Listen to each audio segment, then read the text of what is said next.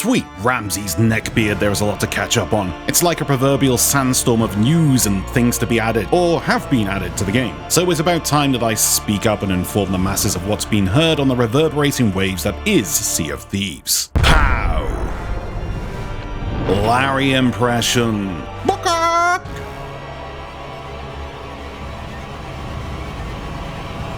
So first and foremost, at a recent EGX convention, it was revealed that Season 8 is going to be a 100% PvP progression-inspired season. Now, by saying that, they don't actually mean that season rewards themselves will be centered around PvP. You'll still be able to get yourself some daft-looking cannons, etc. for eating 20 maggots, for example, but it will come with a new quest and/or progression system that will only be obtainable through PvP.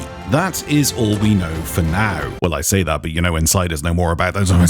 So keep your ears peeled for more information concerning this in the weeks to come. Also, a new adventure coming a lot sooner than we think. Only 1 week after the end of the current adventure, the Return of the Damned will be the second community choice event where everyone collectively starts getting offended at other people's choices as per the creed of the human race. And no matter the result, everyone will shout rigged, and the people at Baco Tinfoil will start rubbing their hands together with glee. Yes, indeedy, just like last time, the community will have to make a choice and pick a side in order to determine the outcome of the Sea of Thieves. To fog or not to fog is no longer the question, as the developers have stated previously that this choice will shape the world in the Sea of Thieves in the months to come in a much greater way than just deciding if we get some fog or not. And right before the release of a PvP update, I kinda get the feeling they're somewhat connected. And by looking at the cover art for this new adventure and the color used, it certainly looks like another good boy versus bad boy scenario. So undoubtedly everybody will choose the good guys because everyone wants the good guys to win, and that's why we have the Twilight Saga.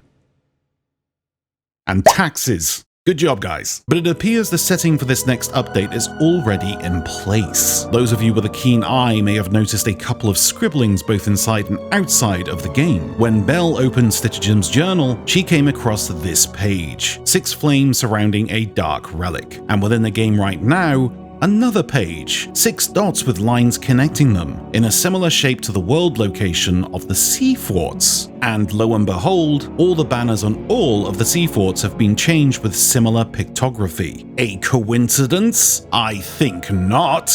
Furthermore, the resurrection of Flameheart is still not over, because this absolute idiot known as Pendragon, the guy who knows more about Flameheart than any of us, who found a skull in a tomb clearly marked Flameheart, was stupid enough to release his spirit from within his skull and start this entire mess, and now he tries to thwart his resurrection for a second time, and as we're sailing back for a hero's welcome, he reappears and is like, yeah, I turned my back and Flameheart's remains did get stolen again, so herp derp. So thanks to Pendragon, we have to save the Sea of Thieves for the most finalist time once again, twice for the final time, again, finally. Honestly, the only redeeming factor about Pendragon is an epic tash and some pretty cool Commodore 64 games from the 80s. Other than that, he's an absolute sandwich. But the last adventure had us determine the outcome of Golden Sands, the lush and floral outpost that we all once loved, or a dark and haunted version very different to what we used to know. But in the most recent update, something has changed at this outpost. Mysterious fading transition.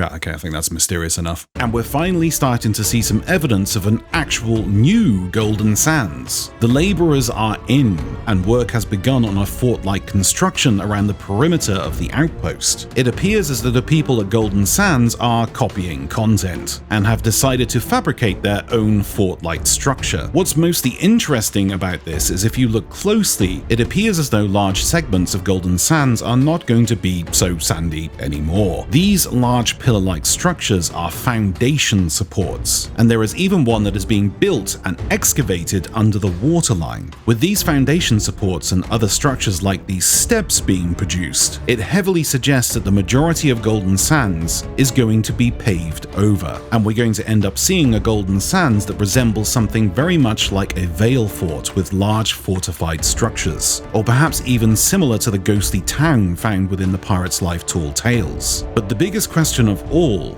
Why is this happening? Apart from the acute paranoia the residents of Golden Sands must be feeling, there must be a gameplay curve from all of this as a result. Is Golden Sands going to become a safe port? Is Golden Sands going to become a PvP world event? I very much doubt they go through all of this effort just to make it look pretty.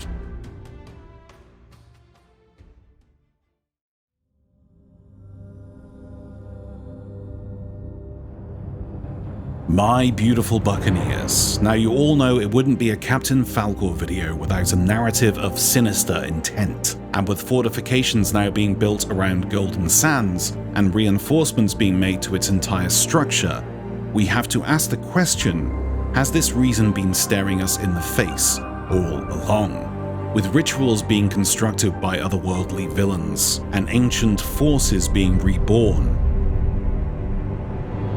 the Sea of Thieves has all its eyes focused within the world in which we live, and our focus has been taken away from the horizon and the potential corruption of the pirate's life. Maybe the real threat isn't the undead, but the corruption of the golden age of piracy.